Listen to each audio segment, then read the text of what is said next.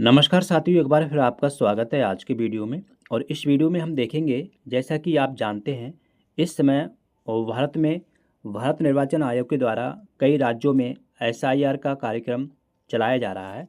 इनमें उत्तर प्रदेश भी शामिल है। उत्तर प्रदेश में हम देखेंगे ऐसे मतदाता जिनका नाम वर्ष 2003 की सूची में नहीं है और वर्तमान में वर्ष 2025 की जो सूची है उसमें नाम है, तो उसका जो गणना प्रपत्र है वो हम कैसे भरेंगे।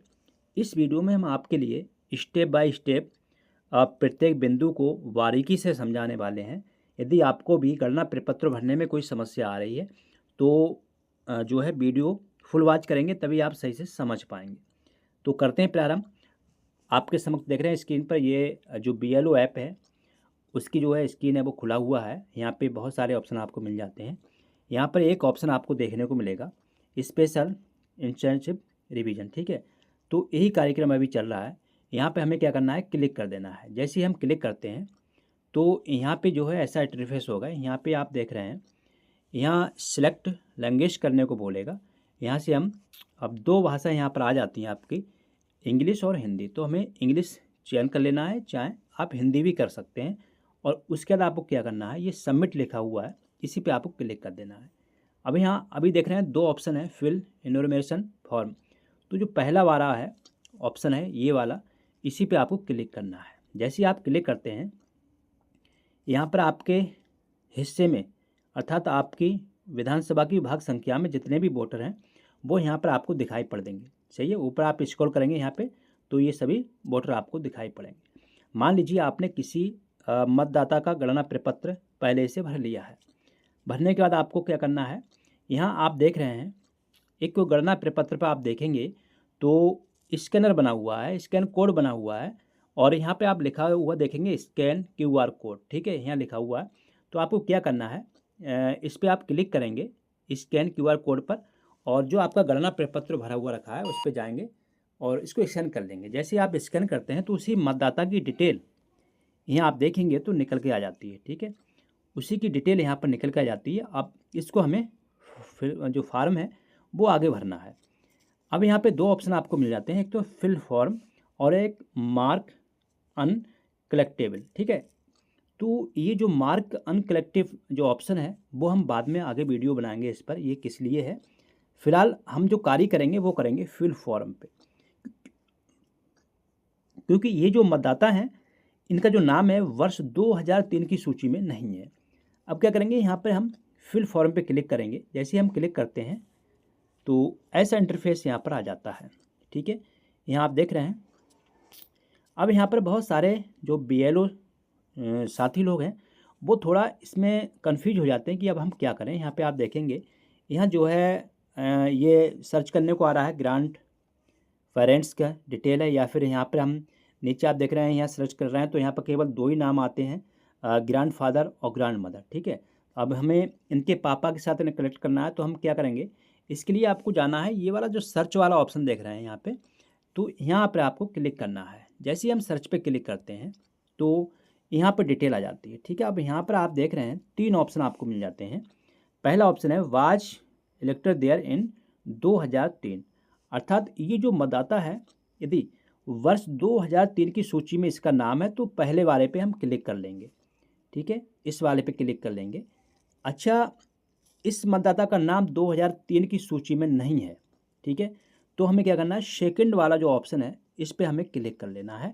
इस पर हम क्लिक करके आगे बढ़ेंगे। अब जो तीसरा जो ऑप्शन है इसको भी समझ लेते हैं। इसका तात्पर्य ये है, यदि आप किसी मतदाता की जानकारी वर्ष 2003 से नहीं जुटा पा रहे हैं, फिलहाल वर्तमान में जो है उसकी जानकारी आपके पास है कि मतदाता है, कितनी पहचान पत्र संख्या है, आधार कार्ड है, उम्र है, पिता का नाम पता है, माता का नाम पता है, लेकिन उसका जो मायका है, उसके पिता की जो जानकारी है, दादा की जानकारी है, दादी की जानकारी है, वो आप नहीं कहीं से कलेक्ट कर पा रहे हैं, तो उनके लिए ये ऑप्शन दिया गया है। ये ऑप्शन जो है क्लिक करेंगे तो आगे की डिटेल आप भर देंगे। अच्छा, ये जो मतदाता है जिसका हम फॉर्म फिल करने जा रहे हैं, इनके पिता का जो नाम है वो 2003 की सूची में है, इनका नाम नहीं है। तो हम कहाँ जाएंगे, ये हमारा जो सेकंड ऑप्शन है आप देख रहे हैं, इस पर हमें क्लिक करेंगे। क्लिक करने के बाद यहाँ देखेंगे तो ऐसा इंटरफेस आ जाता है। यहाँ आपके लिए क्या करना है, यहाँ पे जो है ये वाला ऑप्शन का चयन करना है, search by AC part serial number. इसी पे क्लिक करेंगे। क्लिक करने के बाद यहाँ जो पहला ऑप्शन आपका आ जाता है, ये आपका सिलेक्ट स्टेट है, ठीक है, किस स्टेट में है। तो यहाँ क्लिक करने के बाद जैसे करेंगे तो यहाँ पे सभी स्टेट दिखाई पड़ेंगे। आपको अपना स्टेट यहाँ पर सिलेक्ट कर लेना है। जैसे हमने अपना स्टेट सिलेक्ट कर लिया है। सेकंड जो ऑप्शन है वो वहाँ देखेंगे, यहाँ SI डिस्ट्रिक्ट, SIR डिस्ट्रिक्ट या तो जनपद, जिस प्रदेश में आप रहते हैं उस प्रदेश में कौन सा जनपद है वो यहाँ पर आपको सिलेक्ट कर लेना है। यहाँ उस प्रदेश के सभी जनपद यहाँ पर आपको दिखाई पड़ेंगे। जैसे हमने एक जनपद सिलेक्ट कर लिया है। अच्छा, उस जनपद में कौन सी आपकी जो है विधानसभा है वो इसके लिए ऑप्शन है। यहाँ पर क्लिक करेंगे तो यहाँ देख रहे हैं जो भी उस जनपद में विधानसभा पड़ेंगी उनका ब्यौरा यहाँ पर आपको दिखाई पड़ेगा।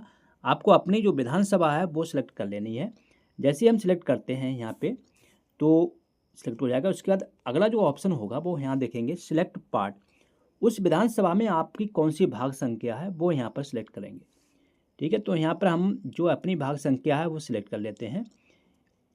उस विधानसभा में जितनी ग्राम पंचायत, जितने भी बूथ होंगे उन सभी के नाम यहाँ पर आपको देखने को मिलेंगे। तो हमने अपना जो भाग संख्या है वो यहाँ पर सिलेक्ट कर ली है।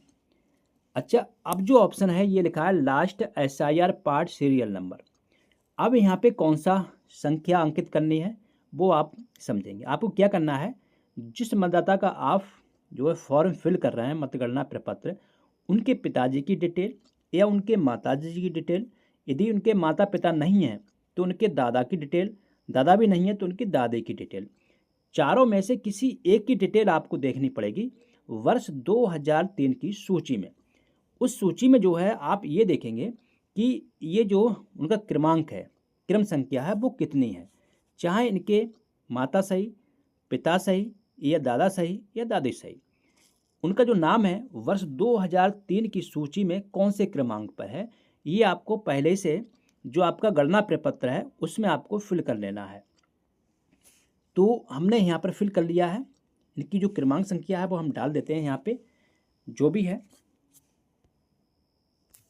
डालने के बाद आपको क्या करना है, यहाँ आप देख रहे हैं सर्च डिटेल, इस पर आपको एक बार टच कर देनी है। जैसे टच करेंगे और उसके बाद इसको ऊपर स्क्रॉल करेंगे तो जो मतदाता है उनके पिता का नाम यहाँ पर जिसको भी आप सिलेक्ट करेंगे, उनके दादा सही, उनके मम्मी सही या फिर उनके पिता सही, उनकी जो डिटेल है वो यहाँ पर आपको दिखाई पड़ जाएगी। नाम देख लेंगे, विधानसभा जिला देख लेंगे, विधानसभा देखेंगे, फिर आपका बूथ संख्या देखेंगे, फिर आपका क्रमांक भी चेक कर लेंगे यहाँ से, और उनके पिता का नाम यहाँ देख लेंगे आप, ठीक है, सिलेक्ट से। ये जो है मतदाता के पिता का या दादा का या माँ का या दादी का पिता का नाम यहाँ पर होगा।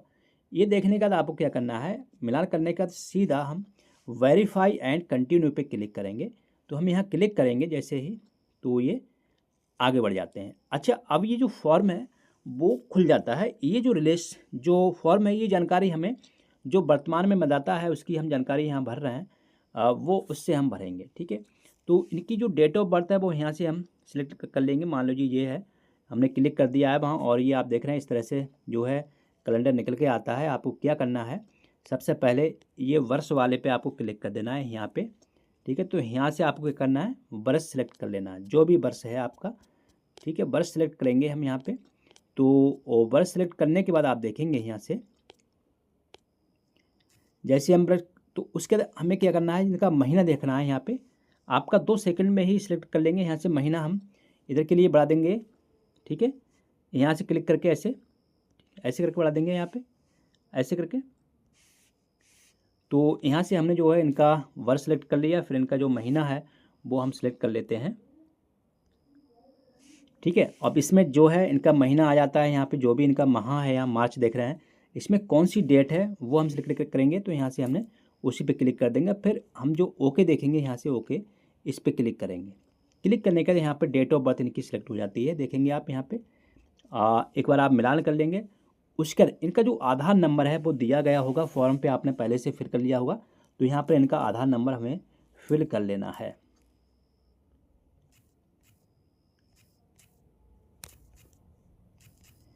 अच्छा, इसके बाद हम देखेंगे तो इनका जो मोबाइल नंबर है वो भी यहाँ पर दिया गया होगा। आपके लिए मोबाइल नंबर सही से यहाँ फिल कर लेना है। मोबाइल नंबर के बाद आप देखेंगे तो यहाँ पे आप देखेंगे, यहाँ कहा है कि father's legal guardians EPIC number, यदि पिता के इनके एपिक नंबर हैं, पहचान पत्र संख्या है, वो यहाँ पर भरेंगे। और पिता का नाम यहाँ देखेंगे, जिसका नाम आपने सिलेक्ट किया होगा इनके लिंक करने के लिए, वो नाम यहाँ पर स्वतः दिखाई पड़ेगा। फादर का नाम है यहाँ पर आ रहा है स्वतः। और मदर का नाम कंपलसरी है, यहाँ पर मदर का नाम यहाँ पर डालेंगे। जो भी इनकी मदर का नाम है वो यहाँ पर आपको लिखना है।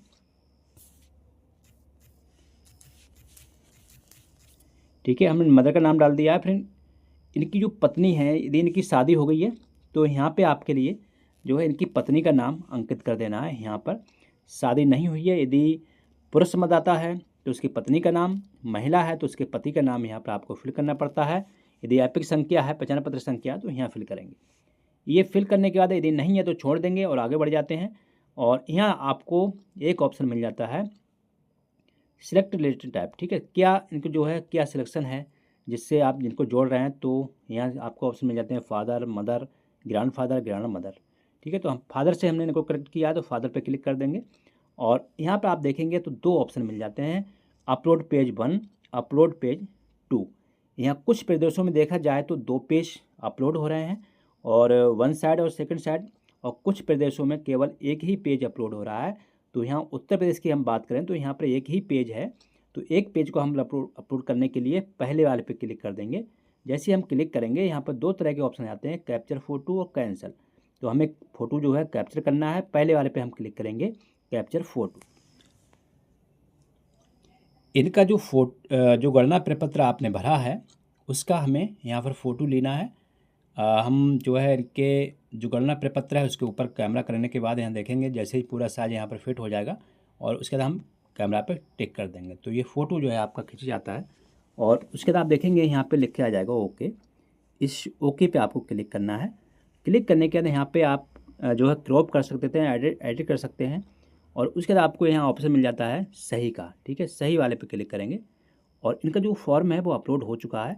इसके बाद आप देखेंगे आगे, यहाँ पे आप देखेंगे तो इनका लिखा हुआ है अपलोड क्लिक फ़ोटो। ठीक है, इनका आप लाइव फ़ोटो ले सकते हैं यहाँ क्लिक करके, या फिर आपको जो गणना प्रपत्र पर मिला है उसके माध्यम से भी यहाँ पर आप जो है फ़ोटो अपलोड कर सकते हैं। तो हम देखेंगे अपलोड क्लिक फ़ोटो पे क्लिक करेंगे और यहाँ ऑप्शन आपको देखने को मिल जाते हैं, क्या आप फ्रंट वाले कैमरा से लेना चाहते हैं या आप बैक वाले कैमरा से लेना चाहते हैं। जिससे भी लेना चाहते हैं उसी पे आप क्लिक करेंगे। हम जो बैक वाले कैमरा से लेना चाहते हैं, क्लिक कर दिया। ऐसा इंटरफेस यहाँ पर आ जाता है। तो इनके फ़ोटो पे आप जैसे लेके जाएंगे, यहाँ देखेंगे आप फ़ोटो पे लेके गए हम और ये फ़ोटो ऑटोमेटिक ही ले रहा है। अब ऐप इतना जो है कार्य बढ़ गया है इसका।